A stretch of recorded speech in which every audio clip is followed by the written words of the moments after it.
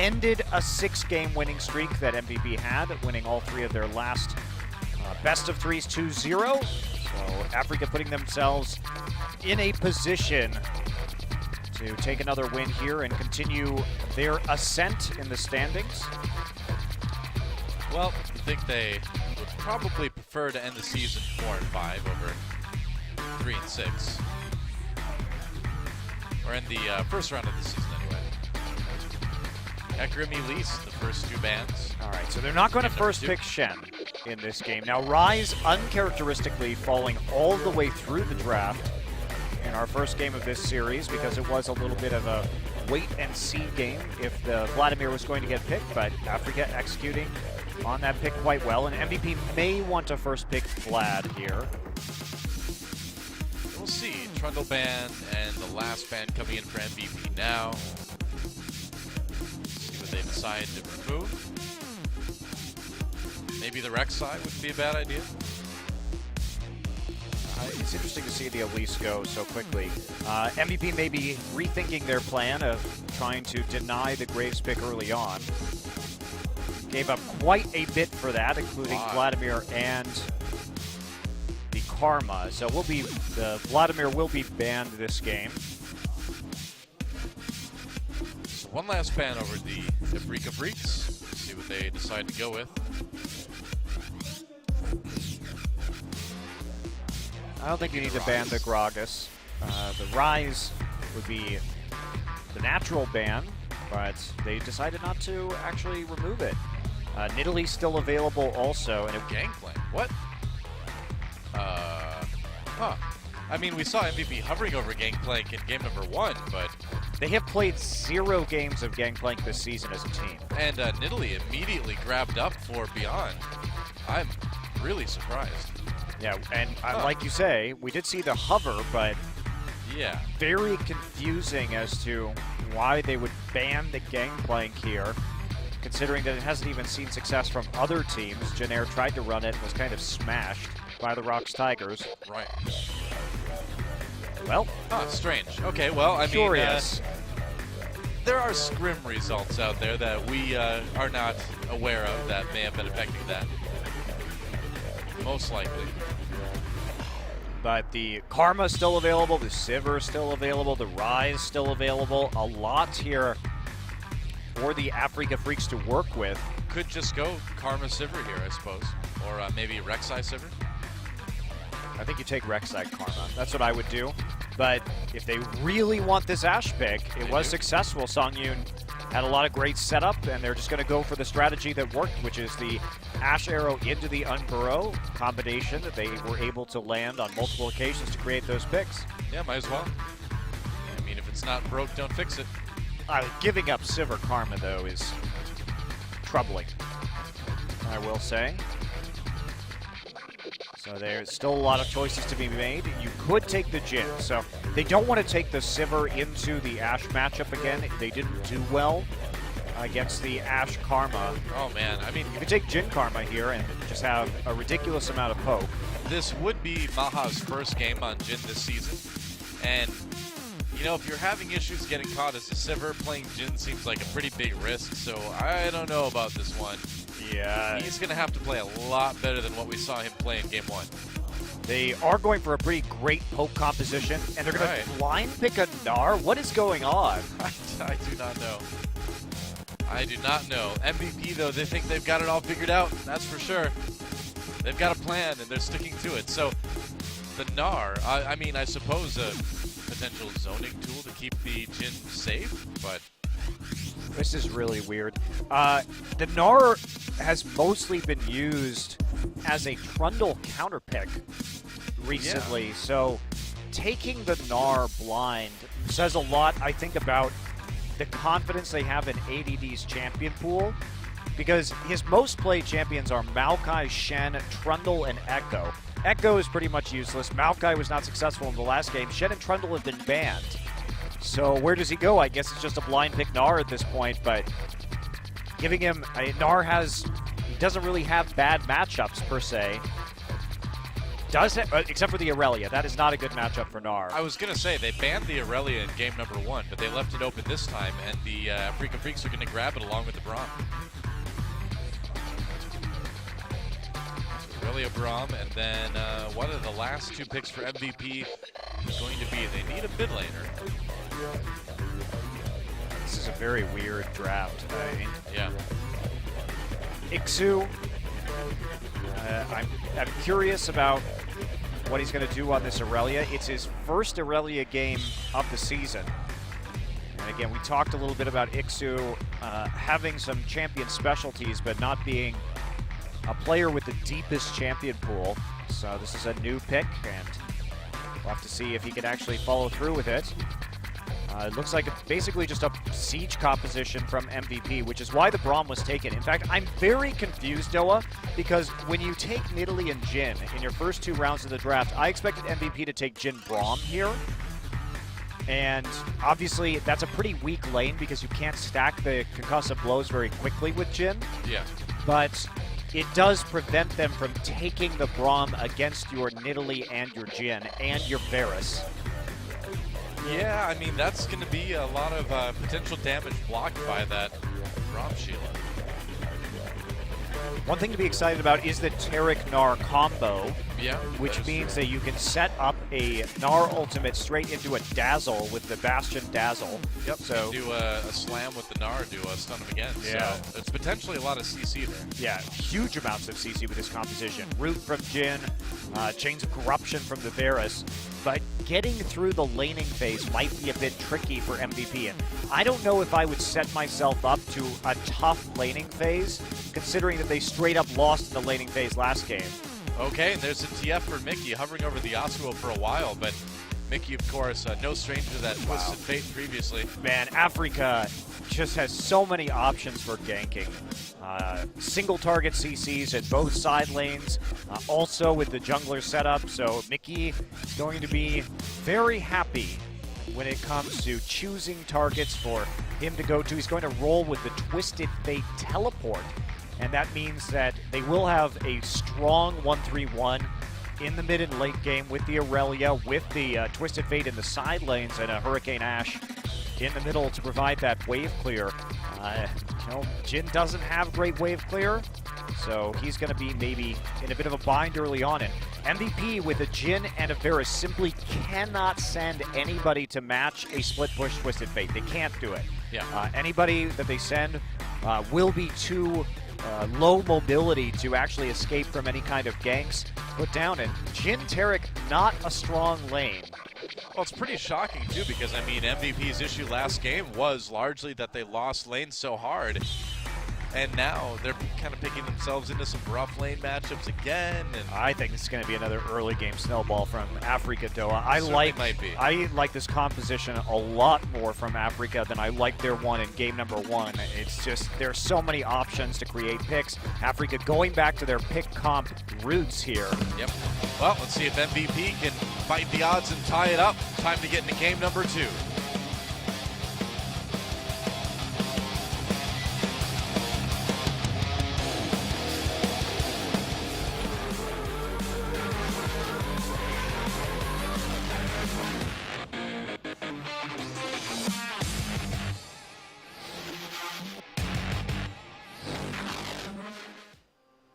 Ooh, Mountain Drake. All right, welcome to Summoner's Rift yet again. MVP versus the Afreeca Freecs. And a match that we went into thinking maybe MVP had the edge here has turned around in a big way. And after kind of a mysterious pick ban, we'll say, MVP may be fighting a little bit of an uphill battle. Thunderlord's on Jhin. Yep. Okay. Curious. So this is definitely going to be a lot about the long-range poke for the Jhin. And how is this Gnar going to work out? I don't know. It's a bit surprising, to say the least. I mean, the one thing that MVP maybe does have going for them is they do have Beyond on that Nidalee, and that's certainly a very powerful combination. Yeah, I mean, MVP, if they can get to a point in the mid game where they can siege with the pretty traditional armor penetration builds on Varus and Jhin, they will be powerful. And if they can get that Mountain Drake, they're going to be quite happy. But Afreeca can just play cross map against them so effectively with this composition that they never even really have to group up. And if anybody overextends on MVP, they're going to have a rough time. The Irelia split push combined with the Twisted Fate split push means that MVP is going to have to commit to some hard sieges as a 4 or 5 man group and just hope that they can push faster. Yeah. Oh. That's right, we love Hangman here. We do love Hangman here. That's right. You and Achilles kept us very entertained yesterday during the positing. Yeah, the positing was definitely real. If you guys missed yesterday, oh boy, there was an hour and a half of pause before the game even started. Yeah. Nice dazzle from Max and MaHa to set up some damage onto SnowFlower. And yep, glad to be back here where delays are just a thing that happens elsewhere, you know? It's nice. It's nice. Gank onto Ian, though. He's going to flash. That gold card coming in anyway. There with the knock-up, and that's going to be first blood for the Afreeca Freecs already. And one may begin to worry if one is a player on the MVP team right now. Yeah, we didn't even talk about this, but both mid laners not going for a cleanse here. And Ian, maybe not the most necessary considering that they banned the Elise, so it's not like it's an Elise TF combination or anything like that, but a little bit of late on the summoner spell usage means that Mickey does get the gold card, and that could set up for repeat ganks. And I just think this is a recipe for disaster. Yep, this is not a good matchup for Gnar, by the way, Doa. Yeah. Gnar has good matchups. Remember way back when in Champions Spring of last year when we saw the surprise Irelia pick from Smeb into Marin's Gnar in the finals, and the reason why is because Irelia can get onto the Gnar. So a lot of tanky top laners when we see him played against Trundle can't actually get to the Gnar because they lack their own movement abilities. But basically, if you walk up to the Gnar and force him to use his hop, then you could just get right on top of him with the Blade Surge and just wail on his face with true damage with the Heat-10 style. And Gnar does not deal well with that. Yeah. He only has that one movement ability, so it makes it tough. Okay, Max gets stunned, takes a lot of damage, deals a bit in return. And the other factor is because you're going to be building damage on Irelia, the percent HP damage from Hyper is not going to be doing as much as it would to true tanks. All right, beyond getting flanked by a Mickey here, there's a gold card. LirA can't really follow. Yeah, Mickey doesn't have mana, so... Beyond doing a decent amount of damage in return here. But LirA does, I believe, get those Raptors. Well, this is scary, though. We already have a 1,000 gold difference at 4 minutes into this game because of the gank on the mid lane and Iksu's dominance in this top side. Well, Mickey looking pretty good in the mid lane, too. Here comes Beyond to try to turn it around. Afreeca takes a little bit of damage. Does he exhaust onto Sangyoon? In some trouble now. Mickey comes down with the teleport. Gold card onto Max. They will trade 1 for 1 maybe here. Max staying alive. Mickey now the one low. There's the dazzle. They trade. He manages to take out Max at the very end. So it does end up being 1 for 2 in favor of MVP. Yeah, no TPs from the top laners. So Mickey going in alone again doesn't have the flash. So 2 for 1 trade. That'll be a nice pickup for MaHa, especially getting that gold lead with wacky times in that bottom lane. Let's take a look at how this happened. I mean, what a great play from Max, actually. The flash dazzle, and Beyond is just right there waiting. Yeah. Dancing Grenade gets the finisher. Mickey's going to come in, but you can see, I mean, that Taric gets very tanky with the Bastion. And so they can survive just long enough. Also, it is going to be a Rod of Ages Twisted Fate, so he didn't really have any additional damage to offer. Not even getting the CDR boots first makes skirmishing early a bit of a problem for this Twisted Fate. Definitely might. That Mountain Drake's still up for grabs, and again, you know, that's one that MVP is really going to want to have with this poke comp that they've put together. Yeah, it'd be great for, I mean, it's great for either side because Afreeca can definitely use it as a part of their 1-3-1 split push just to go through the turrets quicker, particularly once they get a Lichbane onto the Twisted Fate. So it's going to be pretty nice. It's a crucial dragon for both of these teams that are looking to provide a lot of turret pressure, but just in different ways. Yeah. SnowFlower able to take out that ward there. And the Afreeca Freecs have caught up a little bit in gold anyway. Cut that deficit in half, more or less. And Mickey's foray down to the bottom lane did give Ian a chance to catch up in CS on this Varus at least. And ADD able to catch up in CS as well. Yeah, it was a bit of a boon here for ADD. Yeah, for sure.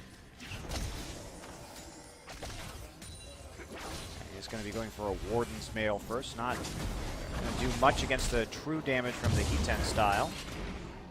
And Ian finally gets a blue buff. He'll be happy after last game to be able to have a buff. Yeah, he did not get a lot last time.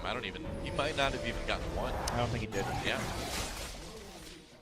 They did steal them from Afreeca, but again, it wasn't a big deal considering it was Vlad and Rek'Sai. Right. A combination in the mid and jungle. They didn't care about getting blue up at all.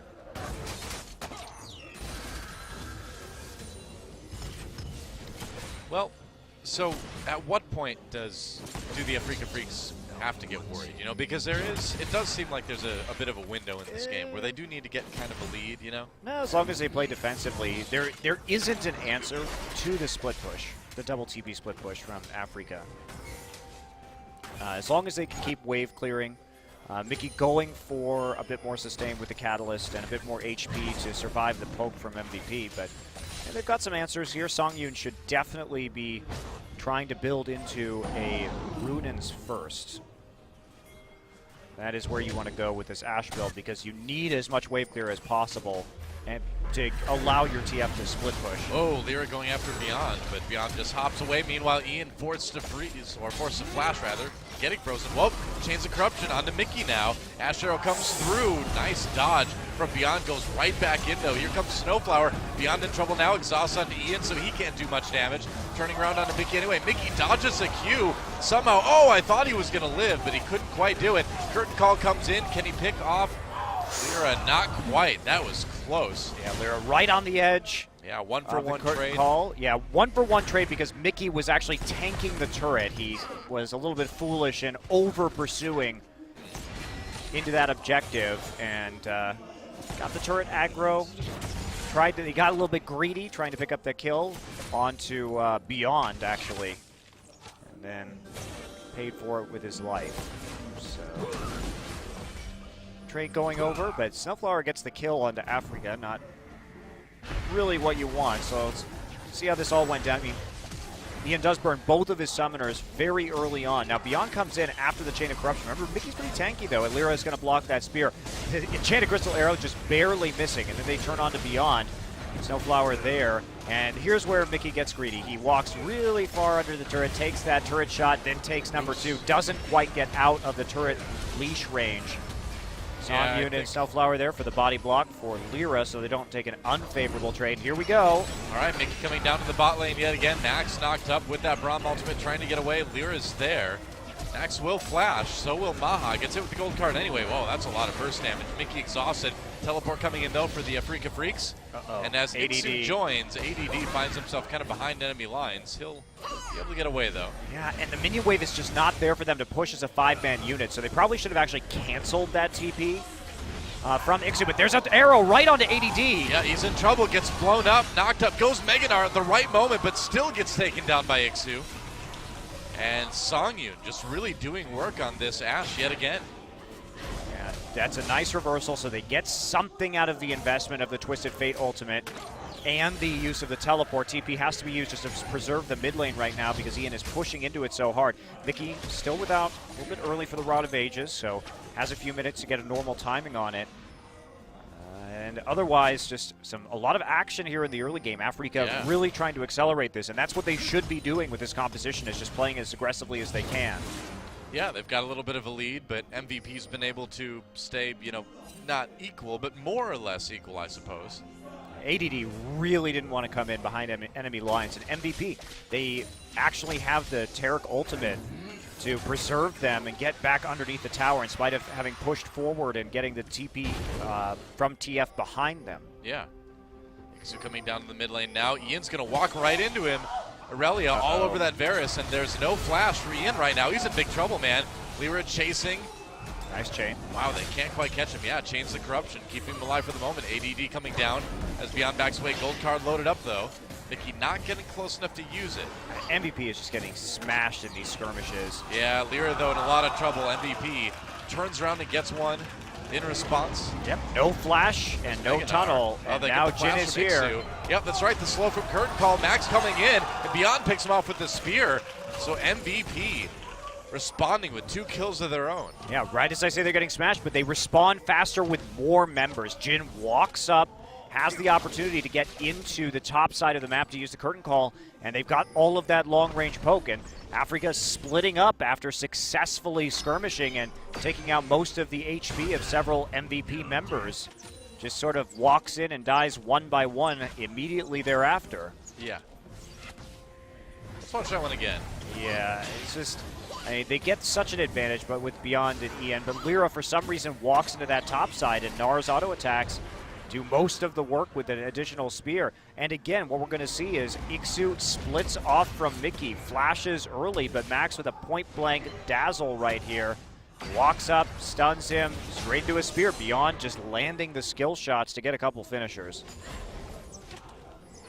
Well, I think MVP may have found the answer to MaHa. They just put him on a champion that plays so far back that he's not even in the fight. There we go. Problem solved. Still dangerous when there's Twisted Fate that can TP onto him when he is in that curtain call, but there's TP right behind him outside of his cone. All right, Ashe goes through, does connect to Ian. Ian again with no summoners, and he's just going to get destroyed. Yeah, he thought it was an easy kill there. He thought it was safe because Mickey didn't have his pick a card up, so wasn't anticipating the arrow coming through, but Sangyoon with another nice one, and that means start pushing very hard onto this mid lane. There's a lot of damage onto that mid lane turret. Right, we're getting to the scary point for MVP where they're going to have so much armor penetration. You already see the Dirk starting to be built from MVP, and that means their poke against Afreeca is going to be massive because it's essentially going to start doing true damage because no one on Afreeca is building armor. So it really is going to come to a head in this game as to where who's going to push faster with the split push from MVP or just seeing the 5-man sieging. MVP may have an opportunity for Dragon. Yeah. It's been a while, bit of a late Drake. Yeah, they're going for it though. And there's no vision for the Afreeca Freecs. Ping's going down to go and check it, but they make it there a little bit too late. And this would be really big for this Mountain Drake to go over to the to MVP. Although it looks like they may lose their top turret for it.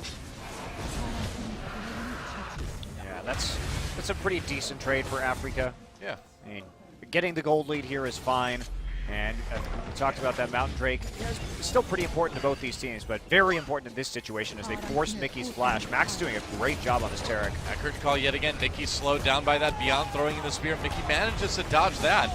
Mid lane turret will still go down. Whoa! Somehow Sangyoon's Ashe arrow goes right through the middle of the team, and it's nobody.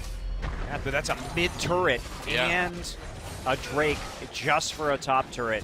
Well, that's really good, especially against the Twisted Fate from Mickey. Taking out that mid turret early on really limits the Twisted Fate. Well, he's going to be moving into a side lane pretty soon anyway. I suppose. But they need Sangyoon to get more wave clear in. He went for the dagger for the Berserker's Greaves. He must have quite a bit of money right now. And he needs to get that Hurricane as soon as possible so that they can start their split push. I'm not sure how wealthy Jhin is. What do you think? How wealthy Jhin is? Yeah, do you think he's a rich guy? Character? I don't know. Hard to say. I mean, he must be pretty bad at creating his art because he is actually just killing people instead of surviving off of his art. But maybe he just takes their wallets, and that's how he survives off his art. You know, he's just like, well, there we go. All right, speaking of there we go. Mickey coming in, twisted bait, SnowFlower, and Sangyoon having to use that flash right away. ADD teleporting down, big Gnar ultimate right into the root for Sangyoon, or on Sangyoon from MaHa. There's a kill for MVP. They're going to keep chasing. SnowFlower not going to make it out of this one either. A double kill for Beyond. This Nidalee certainly has been damaged, but man, what a great chain of CC. ADD's Gnar ultimate right into MaHa's W. Deadly Flourish certainly living up to its name. Oh, Chains of Corruption, though, misses for Ian. Yeah, fortuitous timing, too, on the Gnar bar, because it was right when they were pushed too far forward to actually combat against that. They are abusing the low mobility of Ashe and Braum when they push up, and now MaHa's going to have some free time on this turret, so not even having to group in that mid lane. Instead, just a quick punish there, and now finally MVP starting to have a bit of a gold lead, but there's still not an answer to this Irelia. Sangyoon goes back. He completed the Essence Reaver. That is not what you want to do right now. You need wave clear in mid so that you can actually open up Mickey onto the map and get him into the side lane. Bad Sangyoon. Yeah, it's just pointless, right? I mean, what is he supposed to do with it, really? Do more damage? Doing more damage is great, but you need Mickey to do the damage now. Mickey also going for a Zhonya's Hourglass, or at least the Seeker's Arm Guard next. We'll see if he actually completes the Zhonya's. I would say he should go Arm Guard Sheen, and then pray that Sangyoon gets a Ruin's Hurricane somewhat soon. Gnar comes through yet again, doesn't connect with ADD, but he still will be stunned by the Braum passive.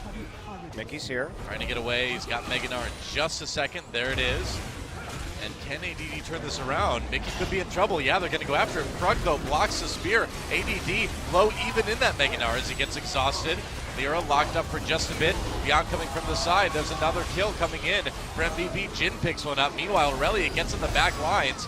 Takes out a couple. MVP having to be careful here. That's a lot of kills for the Afreeca Freecs. Double kill for LirA. And Max the only one left. As Afreeca somehow wins that team fight goodbye. That's an ace. That's going to be a bot lane tier 2. Yeah, they committed to that instead of just poking right there. MVP doesn't want a team fight. They just want to keep poking with their advantages, with their double Youmuu's Ghostblade. Afreeca had a few more teleports to use, but man, Mickey played that fight just terribly. He came in with the teleport into the Krug pit and then started doing the Krugs. I don't even know what he's doing right now. He used teleport and is doing Krugs. Well, the Krug did block the spear from Beyond at least, so there's that. I mean, there we go. What the hell was this fight? ADD also coming back in after he was brought so low. So here's the poke. They land the Chain of Corruptions, but why MVP actually commits to this is a little bit beyond me. They're coming in, but their one tank doesn't have any HP, so by the time Ikssu arrives with a teleport, it's just free kills for the Irelia, because everybody on MVP who's remaining is so damn squishy. I mean, it really looked like they thought they could kill off Mickey and Sangyoon. You know, they went for that. Why was he doing the Krugs? I don't know, man. He wanted some gold. He hates Krugs. Maybe he just needed that tiny bit of gold to finish the Zhonya's Hourglass. Maybe that's it. He's got it now. Yeah, Mickey, why were you doing the Krugs? Sometimes you just got to do Krugs. You got a TV for Krugs? Yeah. I don't know, man. I think Afreeca got away with quite a bit there, because MVP, again, they didn't have to commit. They just needed to poke and then make sure that Afreeca didn't take their tier 2 turret. And then they just go right back to sieging, and they've got an excellent composition to do that. Instead, they give Afreeca just a large gold lead. Whoa, nice. Ashe onto Ian as Mickey comes back in the lane with that teleport. Easy pick there for the Afreeca Freecs. They get the mid lane turret as well. Flash gold card onto MaHa, followed by the Braum ultimate. Great engage again. Although, they didn't keep MaHa alive. I thought maybe Max was going to be able to do it with the Cosmic Radiance, but he tried. He tried. The ultimate from Taric, not quite enough. And Afreeca does pick off the two main damage dealers for MVP. Afreeca getting big breaks in this game. MVP falling apart during their power spike. Yeah, I would say so. Mickey with that gold card onto Max right now. SnowFlower just blocking some damage. Big engage immediately, though. The Unburrow sets things up for the Afreeca Freecs to get another kill, this time onto Beyond. Ikssu goes deep to force ADD out. That's going to be another turret in favor of Afreeca. Chains of Corruption, though, onto ikssu. He may have overstayed his welcome a little bit here. Exhausted, goes back in for a bit more damage, but ends up dying. So a little bit messy on both sides there, but the Afreeca Freecs certainly coming out on top. Yeah, they are. And ikssu, we're going to see which build he is going to prefer. If he's just going to stick on the Giant's Belt, or if that is going to eventually be a Dead Man's Plate. Well, it's another Mountain Drake. And I guess it's nice to get for MVP, but they aren't really putting themselves in a position to use it. Okay, Ruinous Hurricane is done. Mickey should be reassigned into a side lane after grabbing his blue buff. Probably. Yep, looks like he's going bot. No, looks like they're going for the dragon first. That's what he's worried about. He can easily clear that wave from range at the bottom side instead of grouping up in the mid lane with the Ashe, but a little bit more safety for clearing out some of these wards. I can walk bottom just fine and deal with this wave. I can feel your frustration. Well, they don't have vision. They don't have vision, so I understand why he Sure. would be a little bit reluctant to go down there alone. TP is available for ikssu. ikssu is also a monster at this point in time. ADD has the Frozen Mallet, I guess, trying to just kite out Irelia. Not going to be the easiest thing in the world, though. I mean, we're already seeing Afreeca be very good at getting into the back lines of MVP, and, you know, when MVP tries to engage, LirA's right there with the Rek'Sai on Burrow. This Irelia being fed is just a nightmare scenario for Ian and MaHa, neither of which can actually escape from Irelia. Yeah. All right, curtain call popped. Mickey in a little bit of trouble. Chains of Corruption lands as well. Still alive, though. We'll see what happens after the teleport completes. ADD having to run away. ikssu flashes out as MVP, turns onto him. Slow comes in from the hail of arrows. Max is there as well. MVP trying to chase down the Afreeca Freecs. Can't believe Mickey is still alive out of here. MVP turning onto the dragon now. Also, ikssu doesn't have TP any longer, so if he leaves, he's not going to be able to come back in. Mickey, on the other hand, will get a recall. And Mickey can teleport back in, too. It looks like the Mountain Drake may go. Big Gnar ultimate, but it's mitigated, though, by the Braum ult. Cosmic Radiance coming in. MVP gets that invulnerability for the moment. That's going to help MaHa as he's jumped on. Gets the kill onto SnowFlower, though, and MVP may have this team fight. LirA, though, setting up a kill for Mickey onto MaHa. Dodges the spear on his way out. That Rek'Sai will live. Meanwhile, Mickey on his own, and MVP going to get themselves the first big team fight win. Yeah, they are, and just the Taric ultimate there was so clutch in keeping the members of MVP alive during that team fight, and also they are really at the pinnacle of their powers. You look at these armor penetration builds from MaHa and Ian, who could just absolutely chunk out the members. Check this fight out. MVP does get the second Mountain Drake during this too, which is pretty big. Yeah, great Gnar ultimate setup. Sangyoon stuck at the back, has to flash out of this engagement, and ikssu goes down early. And because of the Taric ult, he can't actually pick off one of the big carry threats from MVP. Gets stuffed. Mickey tries to do some work here. He is not going to be able to get away from ADD as long as that Frozen Mallet is there. Nice, cute move from LirA. That was close, man. Noped right out of there. Did save them the kill, though. And so MVP, you know, despite being about 5,000 gold down, they are still very much in this game. Well, that was... does go to Beyond. Ashe arrow doesn't hit anyone in a fight already again. Afreeca going in onto Ian. He's not going to make it out. And the Afreeca Freecs responding to that lost team fight right away with a pick of their own. Well, they just have to keep playing aggressively, right? Because the more they are going to have more globals up more frequently, so keep on trying to pick off Ian. Ian also had that flash, but had to burn it to get out, so he's going to be even more vulnerable come the next pick attempt. And Afreeca has to be careful. They don't want to overcommit to this. Well, they're doing the Baron for now. They want to turn. They should want to turn here. Yeah, there they go. They're turning right now onto Max. MaHa in the back where he should be. Mickey very, very low. ikssu actually setting some things up here. There's a double kill for MaHa, and he's in a great position for once with this Jhin. Able to do quite a bit, of course, with that armor penetration build. SnowFlower goes in with the shield. Max trying to escape, still alive on that Taric. MaHa picks up his third kill of the fight. There's another one, and MVP, that's 2 team fights in a row now that they've won, and this is going to be an ace. LirA can't escape this time. ADD was an absolute hero in that engagement. He flashed back in, even though he was low, right right as he was transforming into Mega Gnar to hit the ult that actually won that engagement, opened up time for MaHa with that Yomu's Duskblade build to do the work, and now here they are using the Taric ult on the Baron just to get that little bit of extra tankiness, and they're going to take it out. Yep, that's right. I mean, the combination of that tankiness from the Cosmic Radiance and Ashe, whoop! Recall's going off just in time, but that combined with the two Mountain Drakes let them take this Baron. Watch ADD here. I mean, he gets chunked out, but then he's going to hit the Mega Gnar. Oh, gorgeous ultimate right as it comes in. MaHa has such a good angle, and it gets the right shots directly onto the back line. Yeah. ikssu has a fancy move here. I mean, ADD's going to come back in, and watch, he barely dodges that stun. Sidestepping, he thinks, okay, maybe I can take out Max to get this. Max still has the flash up, and that is going to be a one team fight for MVP, but the setup was great. And Afreeca, you know, I think they just had to turn a little bit more aggressively and a little bit faster there. They're a pick composition. They're not going to do well in a situation where they're getting poked down and kited around that Baron. But Afreeca have not been doing a good job of setting up their split push. Here we go again. Whoa, a big three-man Gnar ultimate comes in from ADD, and the knockups responding from Afreeca Freecs are not enough. Way too much damage coming in from MVP right now. Another kill for Beyond, takes a lot of turret hits in return, but there's an inhibitor in favor of MVP, and with that Baron, they may be able to finish right here. Well, Doa, you know, I criticize the blind pick Gnar, but if you're going to be this much of a baller on the Gnar, I guess you're allowed to blind pick it because you had a trouble in the laning phase against that Irelia. Knew that there was a possibility of that matchup coming into play. But damn if he hasn't hit a lot of great ults in this game. Talk about an MVP performance. ADD hard carrying on that Gnar, and that's going to mean that we are going to game 3.